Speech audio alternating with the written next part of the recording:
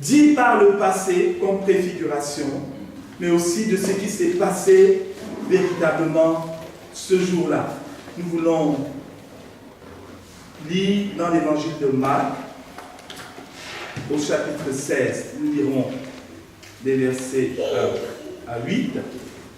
Nous lirons aussi dans l'évangile de Luc, au chapitre 2, des versets 33 à 35. Jean chapitre 1, versets 26 à 31, 35 à 37. Donc, je vais donner progressivement tous les passages que nous avons à lire ce matin. Nous voulons, Éternel, notre Dieu, te dire merci, parce que tu nous as encore renouvelé nos souffles de vie. Merci, Seigneur, pour la santé que tu as renouvelée. Merci pour la capacité de se mettre debout, de marcher, Seigneur, de tendre les mains, de pouvoir toucher les yeux qui peuvent voir, la capacité de parler. Nous voulons te rendre gloire, parce que c'est toi qui nous as donné toutes ces capacités. Nous bénissons le nom de Jésus en ce matin particulier de Pâques, où nous voulons, Seigneur, plonger nos regards dans ta parole, pour voir ce que tu as accompli, pour voir tout ce que cela représente pour nos vies. Je vais te demander de m'aider, Éternel, par ton bon Saint-Esprit, afin que je sois un canal de bénédiction pour ma vie, pour la vie de ton Église, pour la vie des bien-aimés, des amis qui sont là. Je te bénis, Éternel, dans le beau nom de Jésus-Christ. Amen. Amen. Lisons dans Marc au chapitre 16, versets 1 à 8. Je verrai plusieurs lecteurs ce matin. Donc, un premier lecteur ou lectrice dans l'évangile de Marc au chapitre 16, les versets 1 à 8.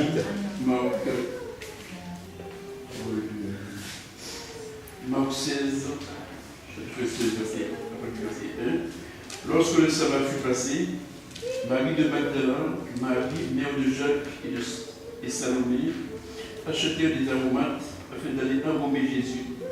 Le premier jour de la semaine, elles se rendirent au sépulcre de grand matin, comme le soleil venait de se lever. Elles disaient entre elles, qui nous voudra la pierre loin de l'entrée du sépulcre?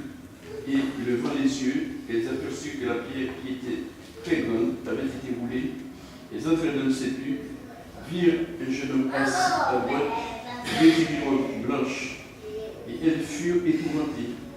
Il leur dit, ne vous épouvantez pas, vous cherchez Jésus de Nazareth, qui a été crucifié, il est ressuscité, il n'est point ici.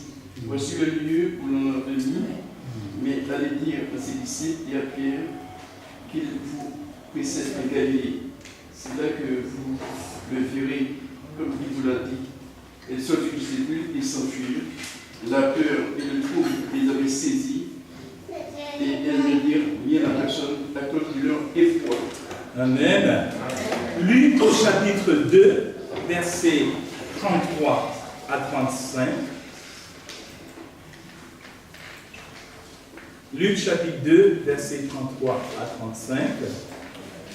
Luc chapitre 2, versets 33 à 35.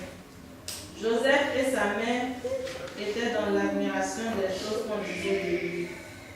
Simeon les bénit et dit à Marie sa mère, voici, cet enfant est destiné à amener la chute et le relèvement de plusieurs en Israël, et à devenir un signe qui provoquera la contradiction. Et à toi-même une épée te transpercera. L'âme te transpercera l'âme, afin que les pensées de beaucoup de cœurs soient dévoilées. Amen. Jean chapitre 1, l'évangile de Jean, au chapitre 1, nous sommes, n'est-ce pas, en train de lire les passages qui parlent de Jésus, de la croix, de la résurrection. Jean chapitre 1, versets 26 à 31 et 35 à 37. Jean chapitre 1, versets 26 à 31 et puis 35 à 37. Y a-t-il pas de lecteur ou lectrice dans la salle? Jean chapitre 1, 26 à 31 et puis 35 à 37. Jean leur répondit, moi je baptise d'eau, mais au milieu de vous, il y a quelqu'un que vous ne connaissez pas. C'est celui qui vient après moi et qui est au-dessus de moi. Je ne suis pas digne de délier la courroie de ses souliers. Ces choses se passèrent à Bethabara, au-delà du Jourdain, où Jean baptisait. Le lendemain, il vit Jésus venant à lui et il dit, voici l'agneau de Dieu qui ôte le péché du monde. C'est celui dont j'ai dit, après moi vient un homme qui m'a précédé, car il était avant moi, je ne le connaissais pas, mais c'est afin qu'il fût manifesté à Israël que je suis venu baptiser d'eau. Amen. Verset 35 à 37. Le lendemain, Jean était encore là, avec deux de ses disciples, et ayant regardé Jésus qui passait, il lui dit, voilà l'agneau de Dieu. Amen. On peut s'arrêter là. Il dit, voilà l'agneau de Dieu. Jean chapitre 18, les versets 33 à 37. Jean chapitre 18, les versets 33 à 37. Pilate rentra dans le prétoire, appela Jésus et lui dit, es-tu le roi des Juifs? Jésus répondit, est-ce de toi-même que tu dis cela, ou d'autres te l'ont dit de moi? Pilate répondit, moi, suis-je juif? Ta nation et les principaux sacrificateurs t'ont livré à moi. Qu'as-tu fait? Mon royaume n'est pas de ce monde, répondit Jésus. Si mon royaume était de ce monde, mes serviteurs auraient combattu pour moi, afin que je ne fusse pas livré aux Juifs. Mais maintenant, mon royaume, il n'est point d'ici-bas. Pilate lui dit, tu es donc roi? Jésus répondit, tu le dis, je suis roi. Je suis né et je suis venu dans le monde pour rendre témoignage à la vérité. Quiconque est de la vérité, écoute ma voix. Amen. Jean chapitre 19, à partir du verset 33 également, jusqu'au verset 37. Chapitre 19, toujours de Jean, verset 33-37. S'étant approché de Jésus et le voyant déjà mort, il ne lui rompit pas les jambes. Mais un des soldats lui perça le côté avec une lance, et aussitôt il sortit du sang et de l'eau. Celui qui l'a vu en a rendu témoignage, et son témoignage est vrai, et il sait qu'il dit vrai, afin que vous croyiez aussi. Ces choses sont arrivées afin que l'écriture fût accomplie. Aucun de ces os ne sera brisé. Et ailleurs, l'écriture dit encore, ils verront celui qu'ils ont percé. Amen. Et Ésaïe 53, Ésaïe 53, les versets 4 à 5. Cependant, il a porté nos souffrances, il s'est chargé de nos douleurs, et nous l'avons considéré comme puni, frappé de Dieu et humilié. Mais il était blessé pour nos péchés, brisé pour nos iniquités. Le châtiment qui nous donne la paix est tombé sur nous. Et c'est par ces meurtrissures que nous sommes guéris. Amen. Et enfin, 1 Corinthiens au chapitre 5. 1 Corinthiens au chapitre 5. 1 Corinthiens au chapitre 5, à partir du verset 6 jusqu'au verset 8. 1 Corinthiens chapitre 5, verset 6 à 8. C'est bien à toi que vous glorifiez, Ne savez-vous pas que peu de levain fait lever toute la pâte, fait disparaître le vieux levain, afin que vous soyez une pâte nouvelle, puisque vous êtes sans levain. Car Christ, notre pâte, a été immolé. C'est vous donc la fête, non avec du vieux levain, non avec un levain de malice et de méchanceté, mais avec les mains sans levain, de la pureté et de la vérité. Amen. merci aux uns et aux autres pour ces lectures. Nous célébrons la fête de Pâques aujourd'hui. Et vous savez que pour nous chrétiens, elle correspond à l'anniversaire de la résurrection de Jésus-Christ, le Fils de Dieu, d'entre les morts. Elle nous replonge plus de 2000 ans en arrière, dans ce matin inoubliable, comme on a lu dans l'évangile de Marc, où ces femmes qui avaient suivi et assisté Jésus tout au long de son ministère terrestre, ces femmes qui aussi 3 jours plus tôt avaient assisté impuissantes à la condamnation injuste de Jésus et puis à sa crucifixion sur la croix et puis à son ensevelissement dans cette tombe qui était en fait une grotte devant laquelle on avait placé une grosse pierre. Eh bien ces femmes vont se diriger le matin de Pâques vers ce tombeau et trouver la pierre roulée, le tombeau vide. Et au fond du tombeau, surprise, on ne s'attend pas à voir un vivant au fond d'un tombeau. Ils vont y trouver un jeune homme vêtu de blanc. Et quel jeune homme c'était? Un ange qui va leur dire, mais vous cherchez qui? Jésus-Christ qui a été crucifié et ressuscité. Il est ressuscité.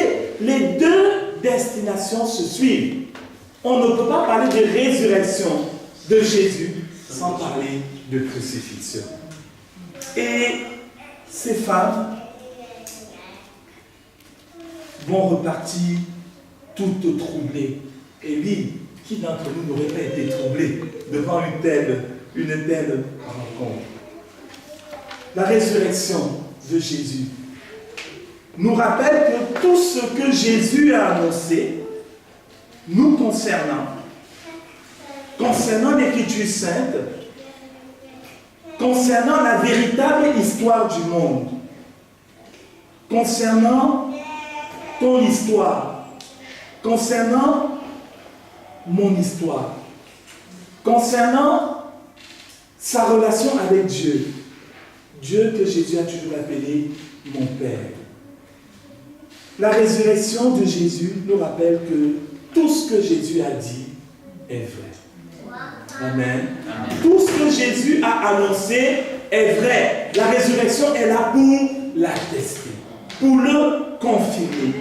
Et si tout cela est vrai, ça nous amène à nous arrêter ce matin, quelques instants, pour comprendre en fait quelles étaient les caractéristiques de la fête de Pâques. Je dirais, à son origine, qu'est-ce qu'elle signifiait, la fête de Pâques? Et comment est-ce que cette fête est devenue, n'est-ce pas, la plus grande fête chrétienne? Quelle en est la portée, je dirais, pour nous aujourd'hui?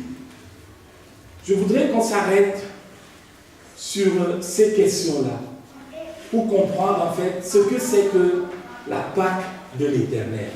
Qu'est-ce que cela veut dire véritablement? Et quel est le lien avec ce que Jésus a accompli en donnant sa vie en sacrifice sur la croix de Golgotha? Regardons ensemble dans le livre de l'Exode. Exode au chapitre 12. Exode au chapitre 12. Le livre d'Exode au chapitre 12 nous parle, comme on va le lire, de la dernière plaie que Dieu a exercée contre Pharaon, le roi d'Égypte. Pharaon qui détenait en captivité le peuple d'Israël. Depuis 430 ans, Israël était en captivité en Égypte. Et Dieu, au travers de Moïse, va demander à Pharaon de libérer son peuple. Parce que Dieu se souvient des promesses qu'il avait faites à Abraham. en lui disant qu'à travers Abraham, il va lui susciter une postérité. Et Dieu avait prévenu Abraham en lui disant que, eh bien, sache que cette postérité physique que tu auras, eh bien, elle va être détenue en esclavage en Égypte. Mais je châtierai la nation qui l'aura opprimée. Et Dieu, au travers de Moïse, va demander à Pharaon de libérer les Israéliens. Mais Pharaon va refuser. Et Dieu va envoyer plusieurs plaies au milieu de l'Égypte. Mais malgré les plaies puissantes, malgré les jugements puissants que Dieu exerçait contre l'Égypte, Pharaon restait imperturbable. Il restait, je dirais, sans bouger, refusant toujours de laisser partir une main-d'œuvre qui lui était utile. C'est alors que, au travers de cette dernière plaie, qui va être en fait la mort de tous les premiers-nés d'Égypte, y compris les premiers-nés des hommes, des femmes, quelles que soient leurs conditions sociales, mais aussi les premiers-nés même des animaux. Dieu va frapper de mort tous ces premiers-nés. C'est dans ce cadre-là que se situe en fait l'origine de la Pâque. Donc dans Exode chapitre 12, lisons à partir du verset 1 jusqu'au verset 14. Exode chapitre 12, à partir du verset 1 au verset 14, oui. Exode 12, je lis au nom de Jésus. L'Éternel dit à Moïse et à Aaron dans le pays d'Égypte, ce mois-ci sera pour vous le premier des mois. Il sera pour vous le premier des mois de l'année. Parlez à toute l'assemblée d'Israël et dites, le 10e jour de ce mois, on prendra un agneau pour chaque famille, un agneau pour chaque maison. Si la maison est trop peu nombreuse pour un agneau, on le prendra avec son plus proche voisin. Selon le nombre de personnes, vous compterez pour cet agneau d'après ce que chacun peut manger. Ce sera un agneau sans défaut, mâle, âgé d'1 an. Vous pourrez prendre un agneau, un chevreau. Vous le garderez jusqu'au 14e jour de ce mois. Et toute l'assemblée d'Israël l'immolera entre les deux soirs. On prendra de son sang et on en mettra sur les deux poteaux et sur le linteau de la porte des maisons où on le mangera. Cette même nuit, on en mangera la chair, rôtie au feu. On la mangera avec des pains sans levain et des herbes amères. Vous ne le mangerez point à demi-cuit et bouilli dans l'eau, mais il sera rôti au feu avec la tête, les jambes et l'intérieur. Vous n'en laisserez rien jusqu'au matin. Et s'il en reste quelque chose le matin, vous le brûlerez au feu. Quand vous le mangerez, vous aurez vos reins sains, vos souliers aux pieds et votre bâton à la main. Et vous le mangerez à la hâte.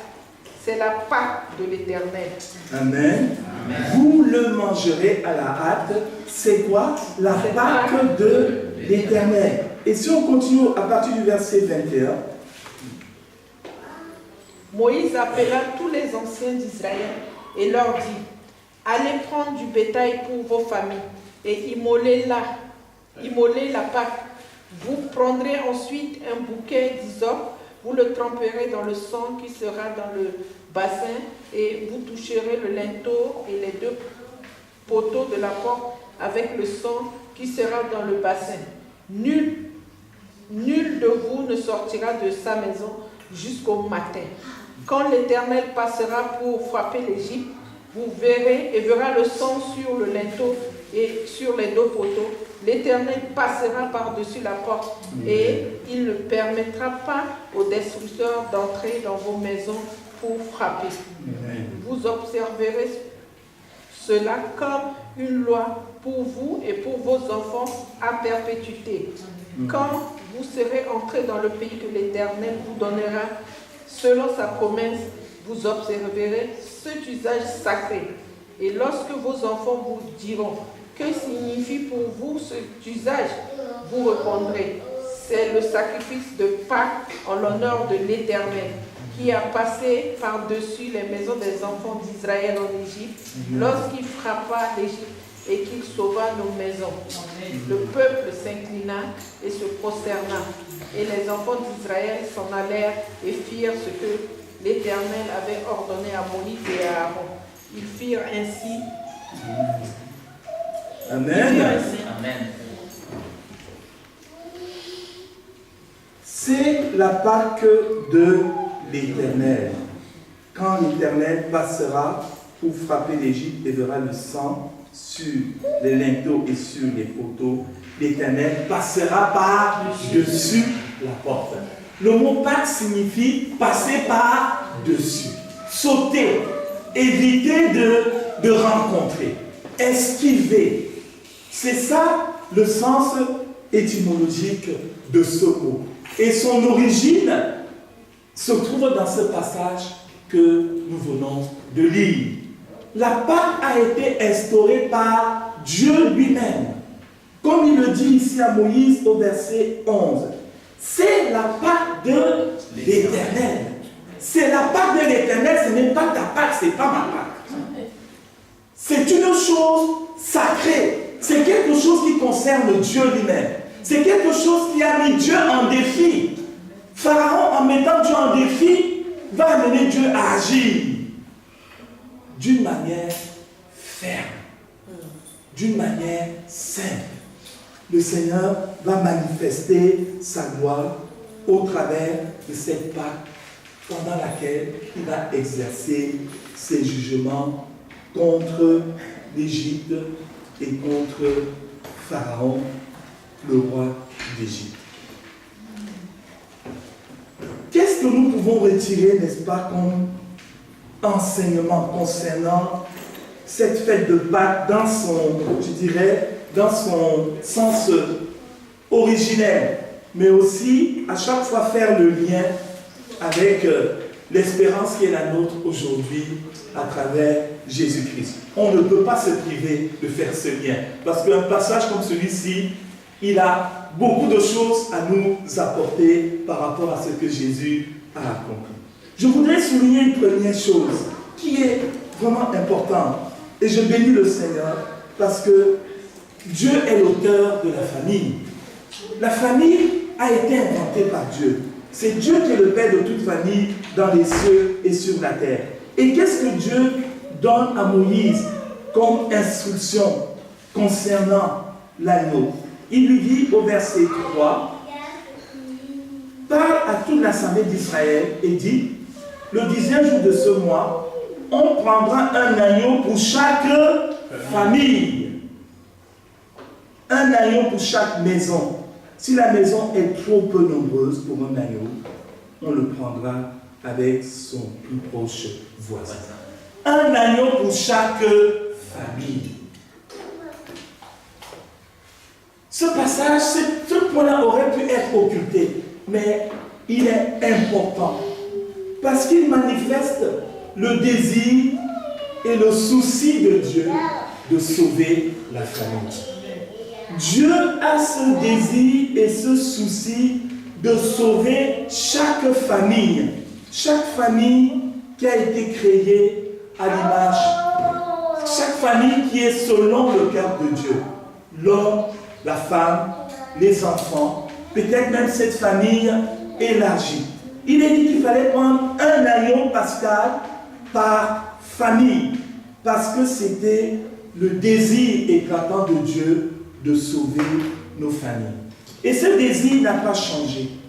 Au contraire, l'offrande de Jésus-Christ sur la croix manifeste d'une manière forte la densité de la volonté de Dieu de sauver la famille. Il est dit dans Jean 3,16 que Dieu a tant aimé le monde qu'il a donné qui? Son Fils sur la croix, comme l'agneau de Dieu qui ôte le péché du monde, afin que quiconque croit en lui ne périsse point. Quiconque croit en lui dans la famille quiconque saisit cette espérance en lui ne périsse point, mais qu'il ait la vie éternelle. Nous devons prendre conscience de ce plan de Dieu pour la famille lorsque nous célébrons Pâques. Célébrer Pâques sans penser à sa famille est une hérésie, est une erreur. Parce que la Pâque ne se célébrait pas seule. Dieu ne veut pas que le salut te touche seulement toi et que ce salut-là ne touche pas ta famille. Peut-être tes parents qui sont en vie, peut-être tes frères et sœurs. Mais Dieu veut que ce salut puisse aussi atteindre le cœur de ceux et celles qu'il a placés, n'est-ce pas, près de toi, mais qui sont encore dans les liens de l'incrédulité, qui sont encore dans l'esclavage du mensonge, qui ne comprennent pas encore la signification de la mort de Jésus-Christ sur la croix. C'est ton rôle, c'est mon rôle de leur annoncer quoi? La Pâque de l'Éternel. Le message de l'Évangile, c'est notre rôle de le leur annoncer. Et Dieu insiste sur ce point. Lorsque, n'est-ce pas, il dit au peuple d'Israël, au verset 25, quand vous serez entrés dans le pays que l'Éternel vous donnera selon sa promesse, non seulement vous observerez cet usage, mais aussi lorsque vos enfants vous diront, mais papa, maman, que signifie cette fête de Pâques là? C'est quoi? Qu'est-ce que vous faites? C'est pas aller chercher les œufs dans le jardin. C'est pas ça Pâques. Notre société est en train de dévoyer la fête de Pâques. Mais notre rôle est de leur expliquer ce que c'est que la vraie Pâques. Même s'ils ne veulent pas l'entendre, expliquons-leur avec tact et amour. Tu sais, mon ami, voici ce que signifie Pâques. Tu ne le comprends pas encore, mais Pâques, c'est une bénédiction pour l'humanité. Parce que c'est en ce moment-là que Dieu a envoyé ce sauveur qui a pris notre place sur la croix. Dieu rappelle ici que le peuple devait prendre soin d'expliquer aux enfants, à la famille, la signification de la fête de Pâques. Un agneau par famille. Il est de ta responsabilité, si tu connais Christ, d'expliquer Pâques dans ta famille. Et je voudrais demander à Martial s'il veut bien nous donner un témoignage de ce que Dieu a accompli pour lui par rapport à la famille. Par rapport à la famille. Tu veux bien venir devant, s'il te plaît?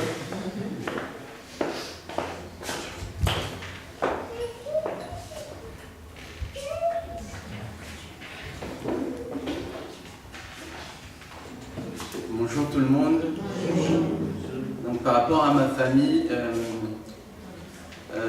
il y a 3 semaines de cela, j'ai reçu un message comme quoi ma petite sœur, elle était sur le point, enfin qu'elle devait accoucher, et elle était décédée en fait. Elle était décédée avec l'enfant dans le rêve, et j'ai reçu dans le rêve 3 paroles. Et j'avais le sentiment qu'avec ces paroles-là, je savais quoi faire pour qu'elles vivent. Et donc, quand j'ai eu le rêve, déjà, la première question que je me suis posée, est-ce que c'est Dieu qui m'a dit ce message? Mais je savais que par expérience, chaque fois que je prie, avant de dormir, les messages que je reçois, c'est toujours des messages de Dieu en fait. Et ce jour-là, j'avais lu la parole, j'avais prié avant de dormir, donc pour moi c'était clair que ça venait de Dieu. Et donc j'ai appelé ma sœur, je lui ai dit, comme tu vois, j'ai reçu ce message, et vraiment je t'invite à prier pour ça. Moi aussi, je vais prier pour toi. J'ai appelé ma mère, je lui ai dit que voilà ce que je vois, enfin, ce que j'ai vu.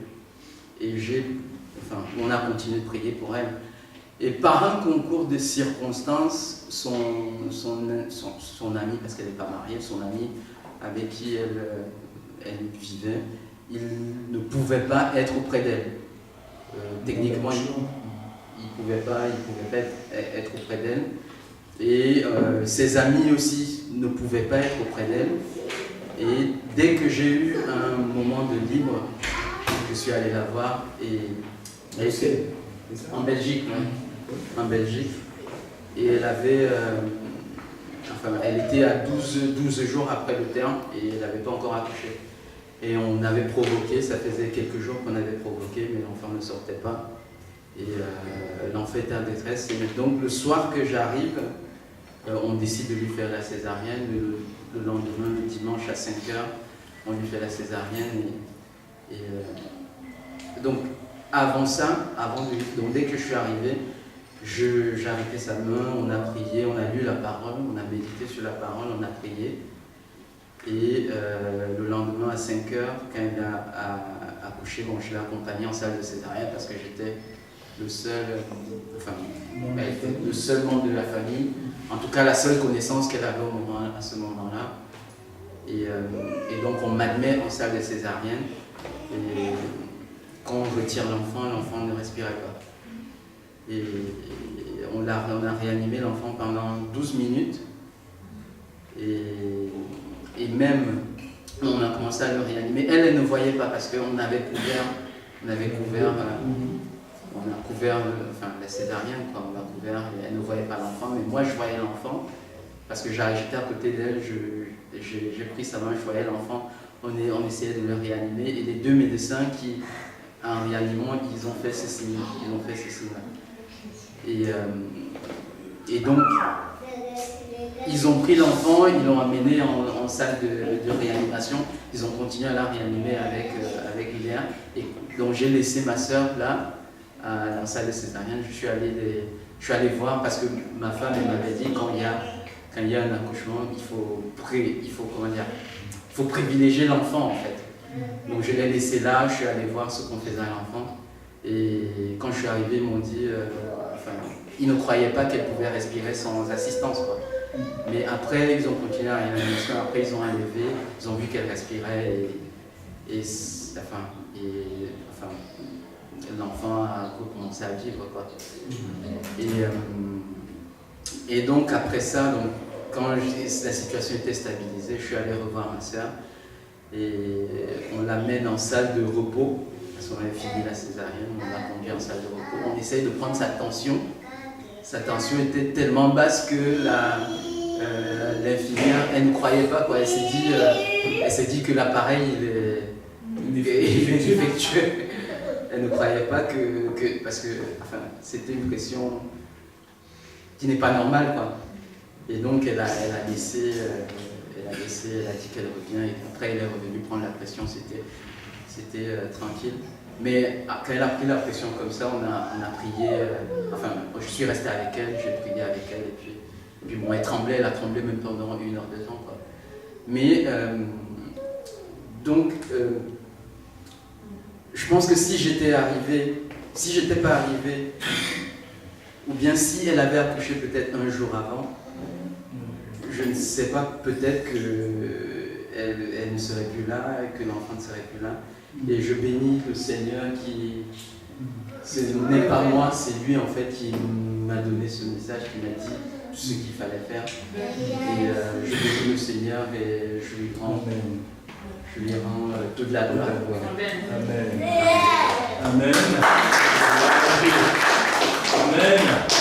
Je veux bénir le Seigneur pour ce témoignage parce que lorsque Martial m'a appelé hier un peu tard dans la nuit pour me parler de ça, j'étais à genoux en train de prier et quand il m'a parlé de ça, c'était une confirmation. Le Seigneur me disait, parle-leur de Pâques par rapport à la famille, qu'ils comprennent l'importance que chacun a dans sa famille par rapport à Pâques. Ne garde pas le silence dans ta famille. Explique-leur ce que c'est que la véritable fête de Pâques. Que les gens soient réticents ou pas, ce n'est pas ton rôle de convaincre, mais ton rôle est d'être un témoin. Annonce Pâques à ta famille. Si notre frère n'était pas allé annoncer Christ, parce qu'il a parlé de Christ à sa sœur, cette sœur qui ne connaît pas encore vraiment l'évangile, qui a une connaissance théorique, une connaissance religieuse, mais pas une connaissance relationnelle de Dieu. Elle a écouté. Ils ont prié ensemble. Elle s'est laissée toucher. Et le lendemain, c'était la délivrance. Et malgré les complications qui ont suivi, Dieu était au contrôle. Amen. Amen. Pâques est une bénédiction pour la famille. Un agneau par famille. Soucie-toi de ta famille. Prie pour tes parents, prie pour tes soeurs, prie pour tes enfants. Prie pour eux. Ce n'est pas lorsqu'ils vont devenir grands et qu'ils vont commencer à vouloir faire des bêtises que tu vas te réveiller en disant « Ah, pasteur, il y a des problèmes avec mon fils ou ma fille. » La Bible me dit « Instruis l'enfant selon la voie qu'il doit suivre. Et quand il sera grand, il ne s'en détournera pas. » Un agneau par famille. Mais aussi, il est dit, concernant cet agneau, au verset 5, ce sera un agneau sans défaut, un agneau mâle, âgé d'1 an. Un agneau sans défaut. Autrement dit, un agneau parfait. Un agneau sans défaut.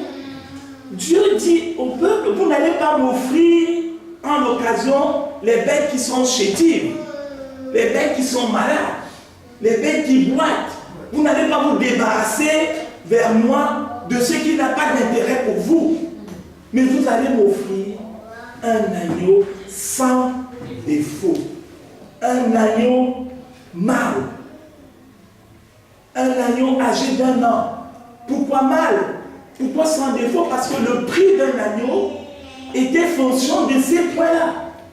Un agneau qui était sans défaut, un agneau mâle, un agneau jeune et vigoureux était beaucoup plus cher.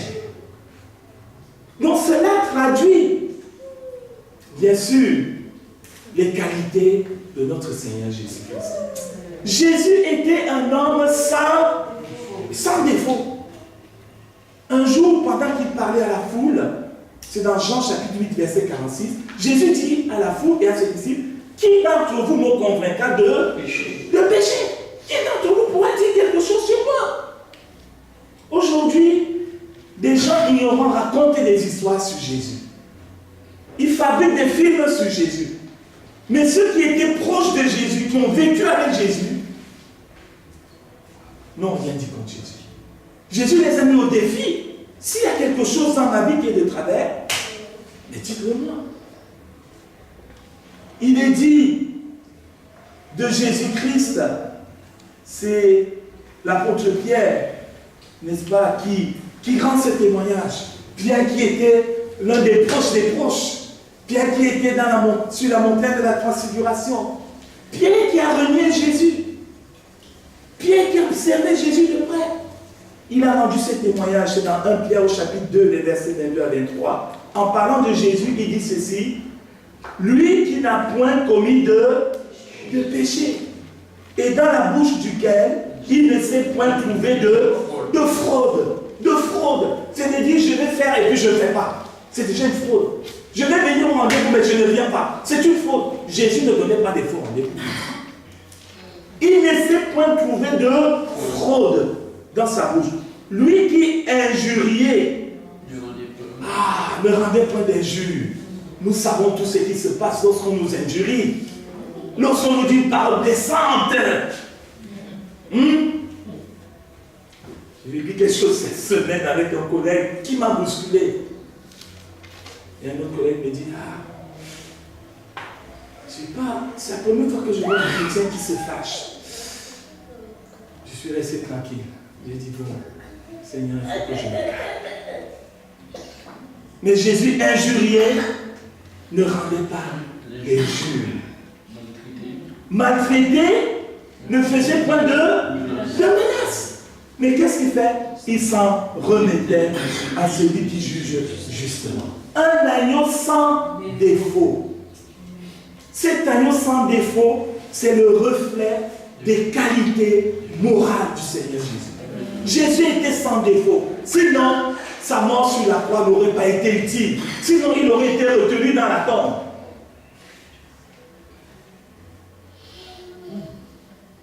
Qui d'entre vous me convaincra de péché? Et il nous est dit de cet agneau sans défaut, qui avait été pris le 10e jour du mois, vous le garderez jusqu'au 14e jour de ce mois. Il le gardait pendant 4 jours. Peut-être pour s'assurer que vraiment l'agneau, il n'a pas une maladie cachée. C'est pas, il est vraiment sans défaut. Et vous le garderez jusqu'au 14e jour de ce mois, et toute l'assemblée d'Israël l'immolera entre les deux soirs. Un agneau immolé, un agneau sacrifié. L'immolation, c'était que le peuple devait sacrifier l'agneau. Il devait sacrifier l'agneau entre les deux soirs. Entre les deux soirs, on pense que c'est la période qui allait entre le moment où le soleil commençait à se décliner et puis le moment où vraiment le soleil se couchait. Et ce sacrifice de l'agneau, cet agneau qui était sacrifié, c'est aussi l'image, n'est-ce pas, du sacrifice de Jésus sur la croix. Matthieu nous dit que Jésus a été sacrifié après la 9e heure. Il est mort après la 9e heure. Il est resté sur la croix. À partir de la 6e heure jusqu'à la 9e heure, il y a eu des ténèbres qui ont recouvert la terre. Et vers la 9e heure, Jésus il va s'écrier. Mon Dieu, pourquoi m'as-tu abandonné? Il va dire, j'ai soif. On va lui donner du vinaigre sur une éponge avec de l'hysope. Il va le prendre. Après, il dira, tout est accompli. Et il va rentrer. Jésus est mort entre les deux soirs. Vous savez, n'en déplaise à ceux qui se glorifient de leur incrédulité, ceux qui aiment à railler le fait biblique, la mort de Jésus-Christ sur la croix est un fait historique. Que tu crois, que tu ne crois pas, c'est un fait historique réel, qui est reconnu même par les historiens non chrétiens. Des historiens non chrétiens du temps de Jésus ont reconnu ce fait historique. Et ils en parlent. L'apôtre Paul, c'est dans 1 Corinthiens chapitre 15, à partir du verset 5, a aussi eu à rappeler aux chrétiens de Corinthe la réalité de la mort de Jésus, de son ensevelissement et aussi de sa résurrection. Lorsque Paul leur dit, je vous rappelle frères, l'évangile que je vous ai annoncé, que vous avez reçu, dans lequel vous avez persévéré et par lequel vous êtes sauvés, si vous le retenez tel que je vous l'ai annoncé. Autrement, vous auriez cru en vain. Je vous ai enseigné avant tout, comme je l'avais aussi reçu, que Christ est mort pour nos péchés, selon les Écritures, qu'il a été enseveli et qu'il est ressuscité le 3e jour, selon les Écritures, à chaque fois selon les Écritures, et qu'il est apparu à Céphas, puis aux 12. Ensuite, il est apparu à plus de 500 frères à la fois, dont la plupart sont encore vivants au moment où c'était écrit, et dont quelques-uns sont morts. Ensuite, il est apparu à Jacques, puis à tous les apôtres, et après eux tous, il m'est aussi apparu à moi, disait l'apôtre Paul.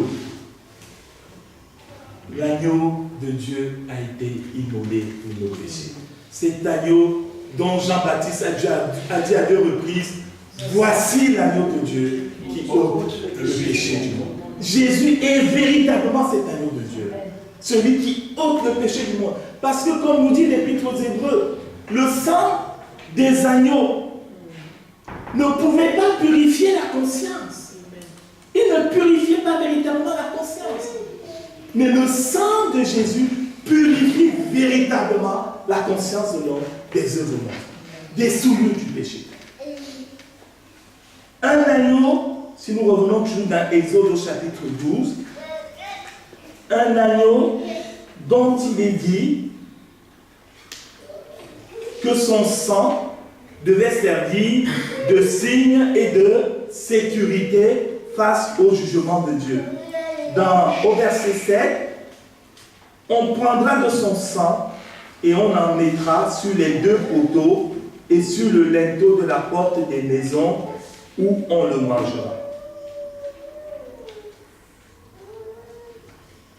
Au verset 12, cette nuit-là, je passerai dans le pays d'Égypte et je frapperai tous les premiers-nés du pays d'Égypte, depuis les hommes jusqu'aux animaux, et j'exercerai des jugements contre tous les dieux de l'Égypte. Je suis l'Éternel. Le sang vous servira de signe sur les maisons où vous serez. Je verrai le sang et je passerai par-dessus vous, et il n'y aura point de plaie qui vous détruise quand je frapperai le pays d'Égypte. Face au jugement de Dieu contre une nation qui était impie, parce que l'Égypte était une nation remplie de faux dieux, de multitudes de dieux. L'Église était une nation qui pratiquait l'occultisme, qui pratiquait des tas de choses. Une nation incrédule. Et lorsque le jugement de Dieu va s'exprimer contre cette nation, lorsque la sainte colère de Dieu va, n'est-ce pas, exploser contre une génération incrédule et méchante, la seule chose qui pouvait servir de protection à ce moment-là, c'était quoi? C'était le sang. Dieu dit, je verrai le sang sur les portes et je passerai par-dessus. Le sang de Jésus, qui est le signe de la mort de Jésus sur la croix, est d'une grande valeur devant Dieu. Lorsque Dieu voit le sang de Jésus dans la vie d'une personne, cette personne ne passe plus en jugement devant Dieu. Elle est épargnée, elle est sauvée, elle est sous la protection de Dieu. Mais une personne dans la vie de laquelle le sang de Jésus est absent, cette personne, elle est à tout moment capable de subir le jugement de Dieu dans sa vie et de passer de la vie à la mort. Dieu dit, je verrai le sang et je passerai par-dessus. Je voudrais te poser cette question. Est-ce que le sang de Jésus est présent dans ta vie? Est-ce qu'il est présent dans ta vie? Qu'est-ce que les Israélites devaient faire pour que le sang soit présent dans leur vie? Il fallait que les Israélites croient à ce que Moïse leur disait. Ils pouvaient dire, Moïse, tu nous racontes des histoires. C'est quoi cette affaire? On va mettre le sang sur les linteaux de la porte. C'est n'importe quoi. Non. La Bible nous dit, Israël, au verset 28, et les enfants d'Israël s'en allèrent et firent ce que l'Éternel avait ordonné à Moïse et à Aaron. Ils firent ainsi. Ils ont obéi. Ils ont cru à ce message que Moïse leur annonçait. Je voudrais t'encourager à croire le message de l'Évangile. Crois le message de l'Évangile de Jésus-Christ. L'Évangile n'est pas là pour t'ennuyer. L'Évangile n'est pas là pour te gêner. L'Évangile, c'est pour notre salut. Pour ta délivrance.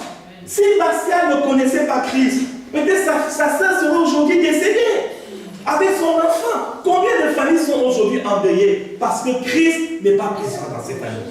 Parce qu'il n'y a pas la couverture, la sécurité du sang de Jésus. Il n'y a pas cela dans la famille. Le destructeur passe, il rentre dans les familles, il tue, il égorge. Mais quand il y a la protection du sang de Jésus, l'ennemi est freiné. Il ne peut pas agir, il est empêché. Alors, prends la protection du sang de Jésus dans ta vie. Ça veut dire, crois au message de l'Évangile. Accepte Jésus-Christ dans ta vie comme Seigneur et Sauveur personnel. Ne nous amusons pas avec l'Évangile. Ne nous amusons pas. Vous savez, il y a des chrétiens même qui s'amusent avec l'Évangile. Il y a des chrétiens qui meurent de façon précoce. Précoce. On dit, mais qu'est-ce qui s'est passé? Dieu sait la vie des uns et des autres. Ayons la crainte de Dieu. Amen. Ayons la crainte de Dieu. Et c'est ce que le Seigneur demande ici aux Israélites. Ils devaient non seulement avoir ce sang sur les linteaux des portes, mais ils devaient manger. Ils devaient manger quoi? l'agneau rôti, complètement rôti, entièrement rôti. Il devait le manger. Il ne devait pas dire le reste on va manger le lendemain. Non, le lendemain s'il y avait un reste, ça devait être brûlé. Cet agneau était dédié à une seule chose, le salut du peuple d'Israël. Vous vous souvenez des paroles du Seigneur Jésus lorsqu'il discutait avec la foule qui, après le miracle de la multiplication des pains, la foule se met à la recherche de Jésus parce qu'ils ont bien mangé. Ils se disent, bon, avec Jésus, on mange bien. Donc, nous, on va faire de lui notre roi. Avec Jésus, il y a de bonnes choses. Des fois, on suit Jésus aussi comme ça, par intérêt. Avec Jésus, je vais trouver ceci. Je vais trouver le travail. Je vais faire ceci. Mais une fois que j'ai trouvé le travail, je n'ai plus besoin de Jésus. Non. Et Jésus va dire à cette foule qui le cherchait, vous me cherchez parce que vous avez mangé du pain. Mais il va leur dire, mais cherchez-moi pas pour le pain là, la nourriture qui périt, mais cherchez-moi pour la vie éternelle, la vraie nourriture qui vient d'en haut. Et le Seigneur va leur dire, c'est dans Jean 6 au verset 33, il va leur dire d'abord, car le pain de Dieu, c'est celui qui descend du ciel et qui donne la vie au monde. Amen. Le pain de Dieu, c'est celui qui descend du ciel et qui donne la vie au monde. Et au verset 35, Jésus continue et il dit, je suis le pain de vie. Celui qui vient à moi n'aura jamais faim. Et celui qui croit en moi n'aura jamais soif. Le vrai pain, c'est ce pain de vie-là. Le peuple devait manger l'agneau rôti. Il fallait manger. C'est l'image du corps de Jésus qui allait être livré sur la croix pour le rachat de l'humanité. Jésus dit ensuite, je suis le pain vivant qui est descendu du ciel. Si quelqu'un mange de ce pain, il vivra éternellement. Et le pain que je donnerai, c'est ma chair que je donnerai pour la vie du monde. Jean 6, 51. Jésus disait, il dit, vous devez manger ma chair. Et c'est là que les Juifs ont dit, mais il nous demande d'être des cannibales. Non, nous on ne va plus le suivre. Mais il ne parlait pas de manger sa chair en tant que chair, mais il parlait de son corps qui allait être donné sur la croix pour le salut de l'humanité. Il parlait de cette parole de Dieu aussi que nous sommes appelés à manger. Nous devons manger la parole de Dieu. Nous devons la lire, la parole de Dieu. Parce que c'est cette parole qui nous donne la vie, qui purifie, qui nous sanctifie, qui nous stimule. L'agneau devait être mangé, rôti, non pas bouilli. L'agneau devait être mangé à la hâte. Au verset 11, vous le mangerez à la hâte. Il fallait manger l'agneau à la hâte, rapidement, parce que la délivrance allait suivre. Le lendemain, c'était la délivrance. Dans la nuit, c'était la délivrance. Et le lendemain, le peuple allait partir. Est-ce que vous pensez que si un Israélite avait dit, bon, ok, Moïse, on a compris, on est d'accord, mais moi je vais acheter l'agneau le lendemain. Je ne cherche pas l'agneau aujourd'hui, mais je vais l'acheter demain. Et puis demain, je ferai le nécessaire. Qu'est-ce qui se serait passé pour cet Israélite? Il serait mort. Parce qu'il avait remis au lendemain ce qu'il devait faire le jour même. L'agneau devait être mangé à la hâte. Les choses qui concernent le salut de nos âmes, il ne faut pas les remettre au lendemain. Amen. Les choses qui concernent notre existence, notre salut, notre relation avec Dieu, sont d'une urgence absolue. Ne te dis pas, oui, quand ma situation va s'arranger, je vais venir à l'église. Peut-être que ta situation ne s'arrangera jamais. Tu trouveras toujours une raison pour ne pas venir. Mais décide. La Bible dit aujourd'hui, si tu entends sa voix, n'endurcis pas ton cœur. dites pas, non. L'agneau devait être mangé à la hâte. Il n'y a pas de temps à perdre concernant les choses qui ont un prêt, n'est-ce pas, au salut de nos âmes. Tout retard peut être tragique. L'agneau doit être mangé à la hâte, dans l'obéissance. L'agneau devait être mangé avec des herbes amères et du pain sans levain. Des herbes amères. C'est important ce point-là, des herbes amères. Parce que les herbes amères rappelaient au peuple la souffrance. Toutes ces années d'esclavage en Égypte, tout ce qu'ils avaient enduré, tout le mépris dont ils avaient été victimes, l'exploitation.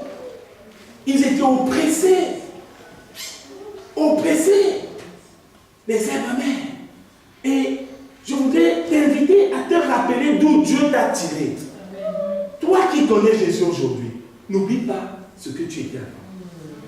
Souviens-toi d'où Dieu t'a tiré. Vous savez, quand on connaît son histoire, on avance mieux dans le présent, mais aussi dans l'avenir. Parce qu'on se rappelle de ses erreurs. On dit, avant, je faisais de telles choses. Je faisais ceci. Avant, j'étais peut-être une débauchée. Avant, j'étais ceci. Qu'est-ce que ça a apporté dans ma vie?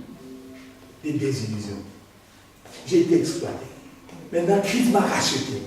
Christ a lavé ma vie. Le sang de Jésus m'a purifié. Maintenant, je veux marcher droit devant Dieu.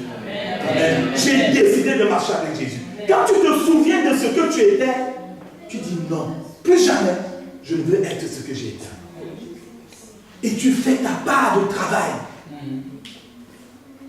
De travail pour te fortifier en Dieu. Pour te fortifier en Jésus. Tu lis sa parole, tu aimes sa parole, parce que tu t'attaches à Dieu. Tu ne veux plus retourner dans l'esclavage. Les herbes amères. Vous savez, des fois, Dieu permet certaines situations dans nos vies pour nous rappeler l'amertume. Parce que nous sommes habitués, trop habitués au sucre. Je dis, bon, lui là, il devient un peu bizarre. Il faut peut-être qu'il se souvienne de l'amertume de ce qu'il était avant. Ça va l'aider à éviter le chemin de la désillusion et à marcher dans la droiture. Les herbes amères, mais aussi le pain sans levain.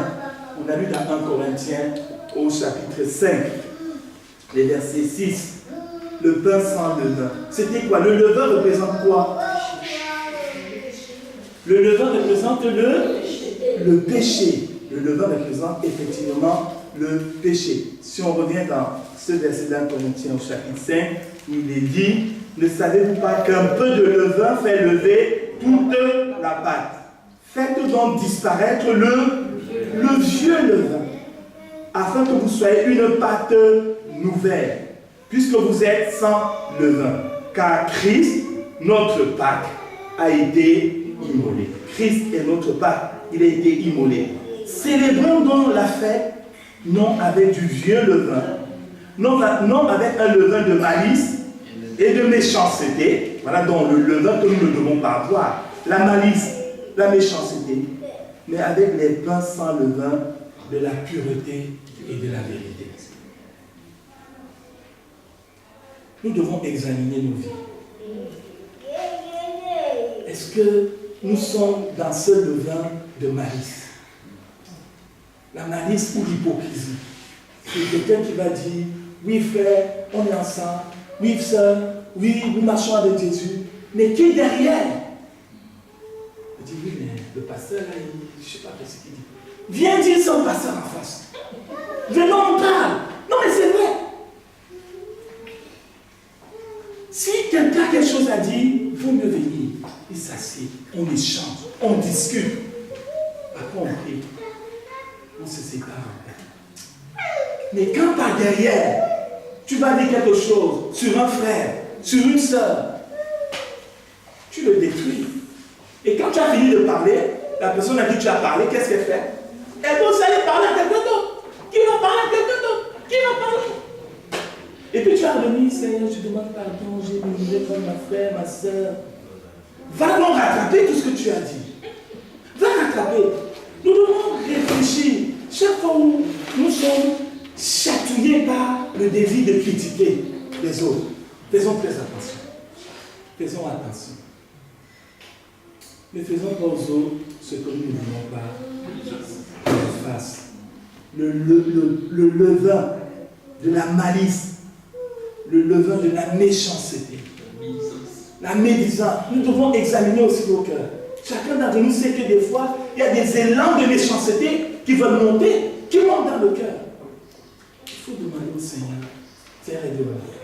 Je ne veux pas agir comme ça. Aide-moi au nom de Jésus. Pardonne-moi.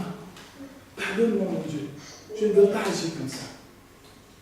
Le levain de la méchanceté, de la médisance, mais avec les pains sans levain, de la pureté et de la vérité. Vous savez qu'après la fête de Pâques, le peuple d'Israël devait célébrer la fête des pains sans levain pendant une semaine. Du 14e au 21e jour, c'était la fête des pains sans levain. Ils mangeaient du pain mais sans levain. Au point où il semble que les Juifs, ils examinaient le pain pour voir s'il y a une petite trace de levain. Et le Seigneur avait dit, si quelqu'un mange du pain avec le levain, il sera exterminé du milieu du peuple. C'est une image forte pour dire que le péché n'est pas à prendre à la légère. Il ne faut pas prendre le mal à la légère. Personne parmi nous n'acceptera de boire une bouteille d'eau dans laquelle on a mis 1/100 de poison. Oui, tu en boirais 1/100 d'un poison puissant, même 1/1000. Non. Parce qu'une fois que le poison est entré, il va agir, il va tuer. Et c'est comme ça le mal. Nous devons nous examiner pour ne pas avoir avec nous, n'est-ce pas, ce levain de la malice, ce levain de la méchanceté. Voilà, bien-aimés frères et sœurs, ce que Dieu a mis dans mon cœur de nous rappeler en cette fête de Pâques. Le Seigneur Jésus-Christ est vivant. Amen. Il est sorti victorieux du tombeau. Et nous voulons partager le pain et la coupe. En ayant devant nos yeux tout ce que nous voulons entendre. Nous voulons partager ces éléments avec du levain de la pureté, de la vérité, de l'amour. Nous voulons prendre ces pains et ces coupes dans les conditions que le Seigneur nous a données.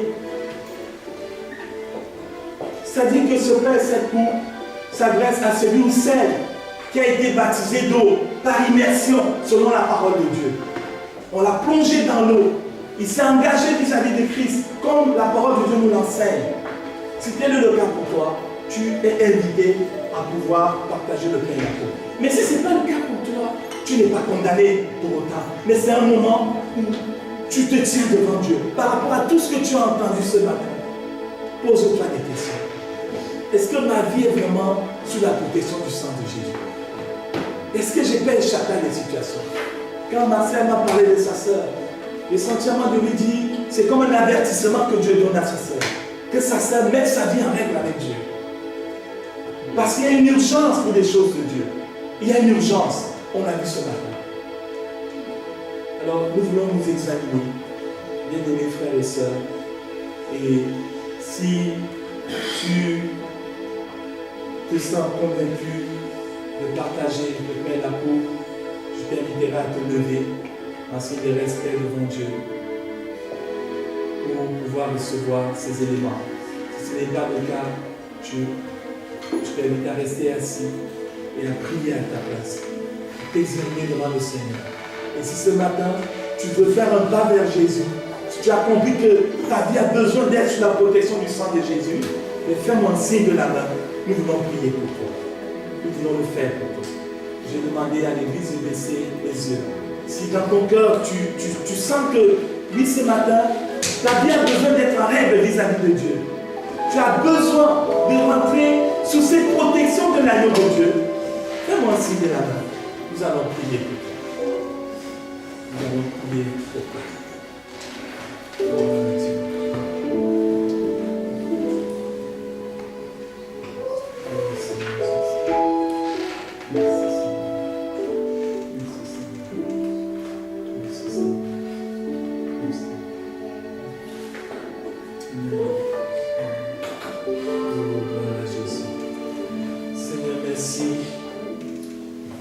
Merci pour ce que tu as accompli pour nous.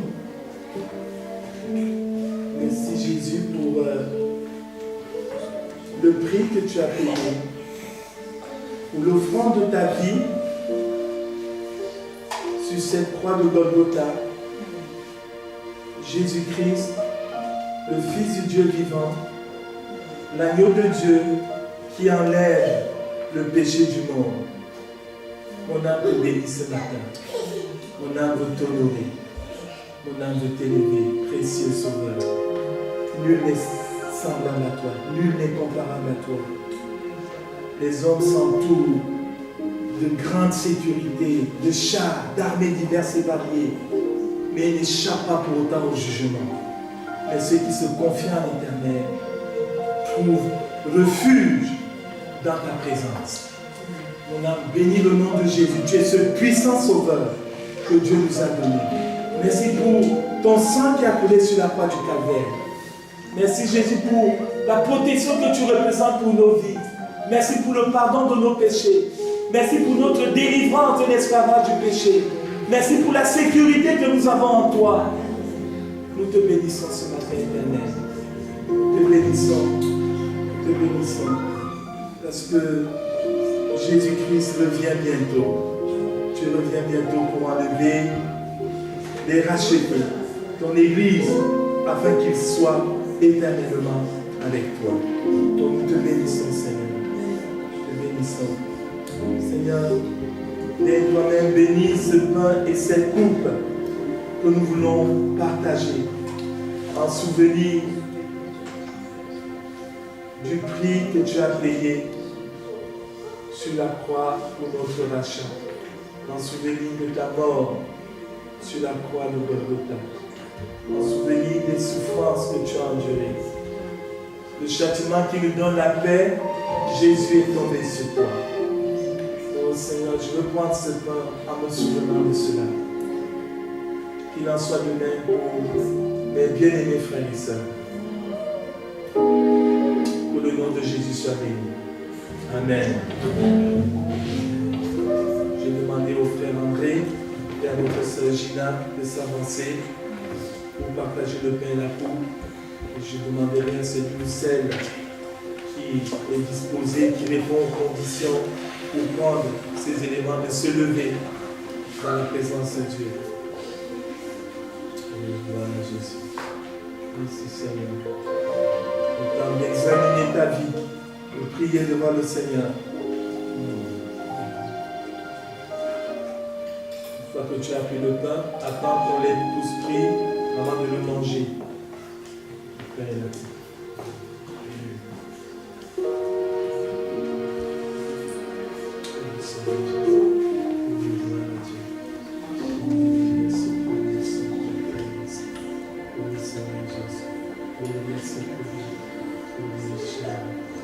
Alléluia, Jésus. Oh, Alléluia.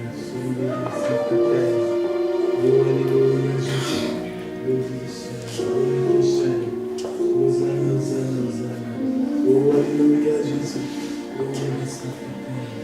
Alléluia. Alléluia. Oh, Dieu. Nous ne méritons pas ta grâce. Nous ne méritons pas. C'est toi l'agneau de Dieu sans défaut. L'agneau de Dieu pur. Qui a donné sa vie en sacrifice sur la croix. Oh Jésus, merci. Merci Seigneur. Merci. Alléluia Jésus. Alléluia Jésus. Amen. Amen. Amen.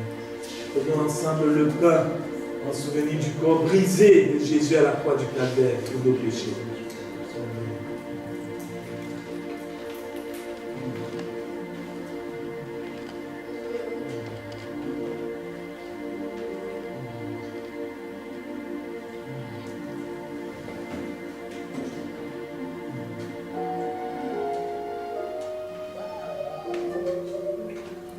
Ensemble cette coupe qui est devenue une coupe de bénédiction pour nos vies, parce que Jésus en a payé le prix.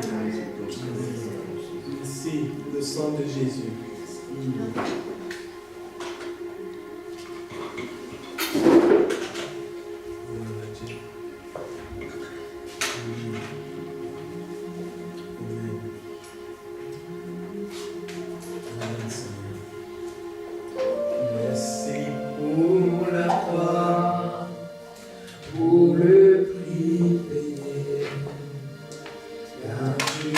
Seigneur.